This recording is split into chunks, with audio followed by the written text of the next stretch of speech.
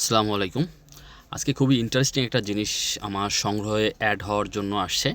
এটার জন্য আমি অনেক দিন অপেক্ষা করছিলাম। বাংলাদেশে আমি কয়েকজনের সাথে যোগাযোগ করছি। এটা খুবই ইউনিক একটা জিনিস, আলাদা। এটার মধ্যে কিছু কয়েন আছে। যে কয়েনগুলা আমরা সচরাচর যে কোনো দেশের কয়েনগুলা হয়তো বা কপারের হয় বা সিলভারের হয়। এমনি আমরা যে কয়েন ইউজ করি সচরাচর এগুলো মেটালের, ম্যাক্সিমাম কয়েনই মেটালের হয়।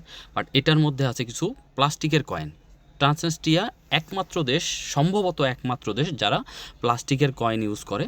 এবং এই কয়েনটার নিয়ে আমি আলাদা একটা ভিডিও বানাবো, আলাদা ওই দেশ সম্পর্কে এবং এই কয়েন সম্পর্কে বিস্তারিত আমি কিছু বের করি আগে ডিটেলস, যে কি কারণ কি, তারপরে আমি এটা নিয়ে আলাদা একটা ভিডিও বানাবো।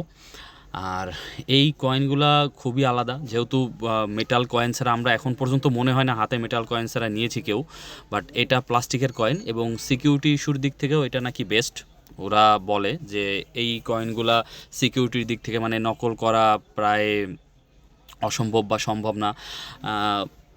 এই যে কয়েনগুলো বেরোচ্ছে, আমি 4টা কয়েন আনছি, 1 টাকা, 3 টাকা, 5 টাকা এবং 10 টাকা। মানে ওদের দেশের কি বলে সেটা আমাকে রুবেল মনে হয়, সম্ভবত রুবেল বলে। যাই হোক, এই হচ্ছে 2 সেট কয়েন আনছি, আমার জন্য 1 সেট, আমার ভাইয়ের জন্য 1 সেট।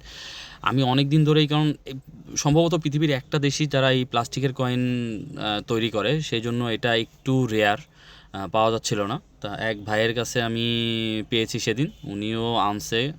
তারপরে ওনার কাছ থেকে অর্ডার দিয়ে নিয়ে আসলাম। কয়েনগুলো সুন্দর, খুবই হালকা, প্লাস্টিক তো হালকা অবশ্যই হবে, খুবই হালকা এবং ভালোই মজবুত আছে। আর জিনিসগুলো সুন্দর, নষ্ট হবে না, জং ধরবে না, ভেঙে যাওয়ার সম্ভাবনা আছে। এইটা একটা দিক যে ভেঙে যাইতে পারে। বাট জিনিসগুলো খুবই অসাধারণ। আপনাদের কাছে কেমন লাগলো জানাবেন, আর ডিটেলস ভিডিও আসবে।